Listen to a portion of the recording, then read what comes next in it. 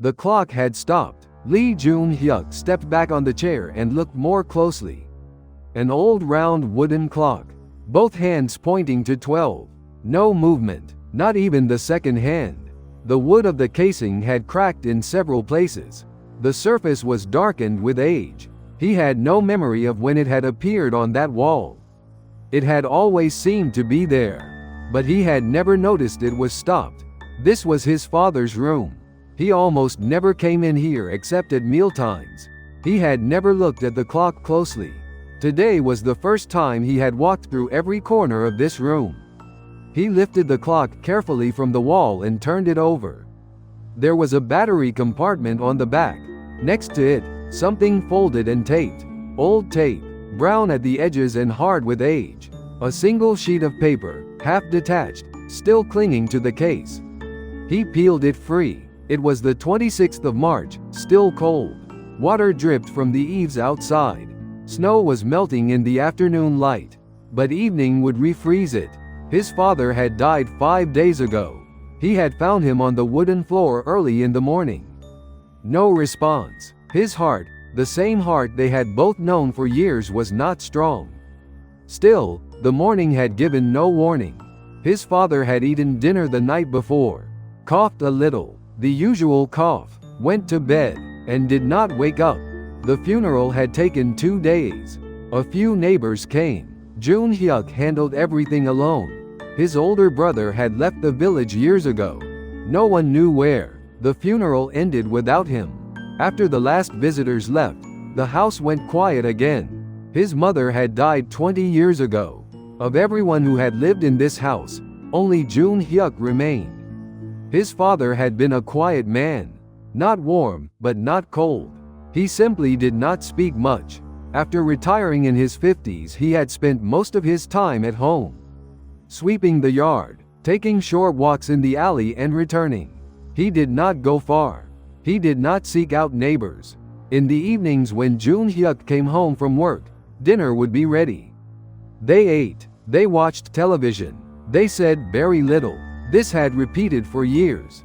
Jun-hyuk had rarely asked his father what he was thinking. His father had rarely volunteered anything. That was the way of this house. It had not felt like a problem. It had simply been the rhythm of their life together. He unfolded the paper in the middle of the room. His father's handwriting, pen pressed firmly into the page. A date at the top. Jun-hyuk counted back, 13 years ago. Then a name he had never heard. Cho Byung-soo. Below that, an address. This village, a few alleys away. And one final sentence. When I return from there, I will set this clock again. I did not return. He read it twice. Then again. His father had intended to go see this person 13 years ago.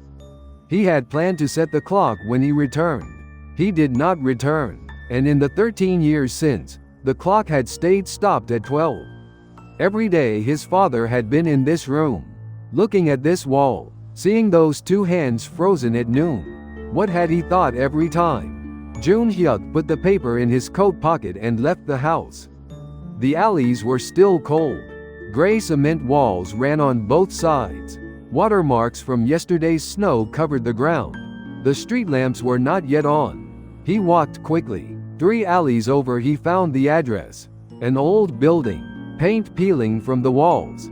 He rang the bell. No response. He knocked hard, 3 times. The sound carried down the narrow alley.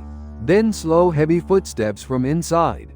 The door opened. An old man, past 70, bent at the shoulders, white hair, deep narrow eyes, the eyes of someone who has been ill for a long time. A thick cardigan over worn indoor clothes. He said nothing when he saw Jun-hyuk. Jun-hyuk said, "Are you Cho Byung-soo?" The old man said yes. Jun-hyuk said, "My name is Lee Jun-hyuk. I am the son of Lee Dong-chol." The old man's face changed. His eyes narrowed. His expression went still. Then he exhaled slowly. A long deep breath, the kind that releases something held for years. He opened the door wider. "Come in." The room was small and dim. Old wooden furniture. Several medicine packets on the table. Heavy curtains drawn across the window. In the corner, A framed photograph. A young man, perhaps Jun Hyuk's age. The old man sat down. Jun Hyuk sat across from him. Jun Hyuk placed the paper on the table between them. The old man looked at it. He lifted it. He read it slowly. His expression did not move. He set it back down. He said Dong Chol left this behind. Jun Hyuk said it was taped to the back of a wall clock. My father died 5 days ago. I found it today while sorting through his room. The old man said I heard. I thought about going. I could not bring myself to go. Jun Hyuk asked what was your connection to my father.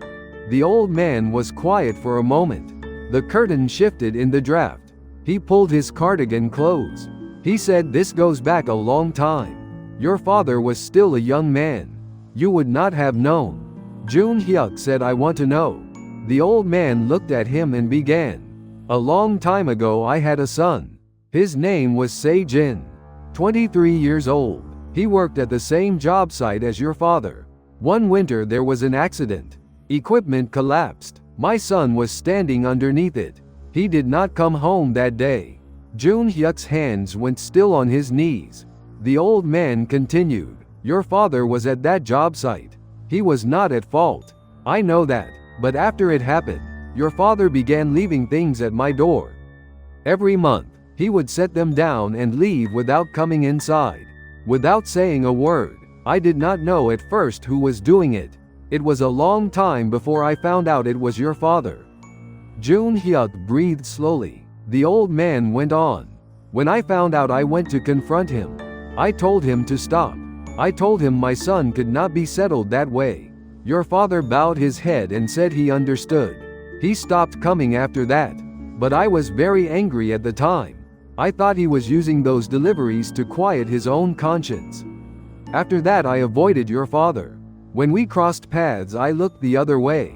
Jun Hyuk said this paper says he tried to come see you 13 years ago. The old man nodded slowly. He came. He knocked. I was inside. I did not open the door. I heard him wait. Then I heard him walk away. I knew it was your father. I let him leave without opening the door. Jun Hyuk looked at the paper on the table. When I return from there, I will set this clock again. I did not return. His father had stood at that door and walked back. He had gone home and taped this note to the back of the clock. And for 13 years the clock had stayed at 12. Jun Hyuk asked, do you know what he came to say? The old man was quiet for a long time. A loudspeaker sounded far away and faded. Wind moved through the alley outside. He said he came to apologize. Your father was a man who needed to close things with words. He knew what he had been doing was not the right way. He wanted to say it directly. But I would not open the door. He left without saying it.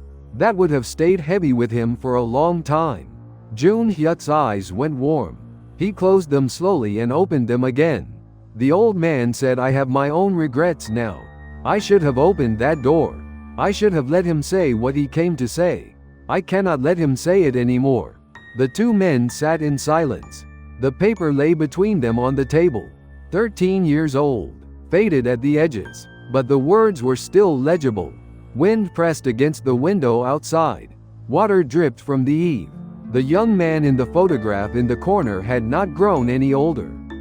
Jun Hyuk said I will say on my father's behalf what he was not able to say. I am sorry for what happened to Se-jin. That is what my father came here to tell you. The old man raised his head and looked at Jun Hyuk for a long time. He said you look like your father. That was all, but there was much inside those words. Would you have gone to deliver your father's unfinished apology in person? Or would you have put the paper away and let it stay unknown? Jun Hyuk came home after dark. The alley had frozen again. The street lamps were on, their light thin and pale.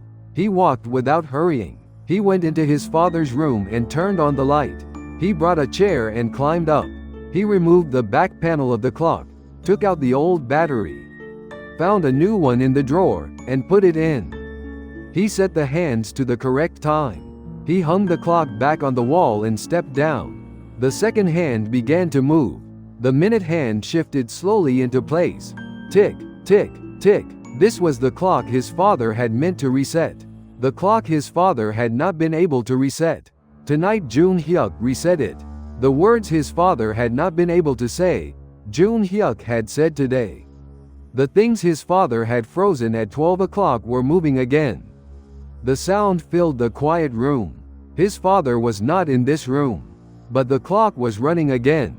His father had been a silent man. But not a man who did nothing. He acted without showing it. He moved without announcing it. He carried things without putting them into words. That was who his father had been. Jun Hyuk had learned one part of that today. Perhaps too late, but he had learned it. What is lost is not always gone. Sometimes it waits on the back of a clock. For 13 years, waiting for someone to lift it from the wall. If this story stayed with you, the next one begins here too.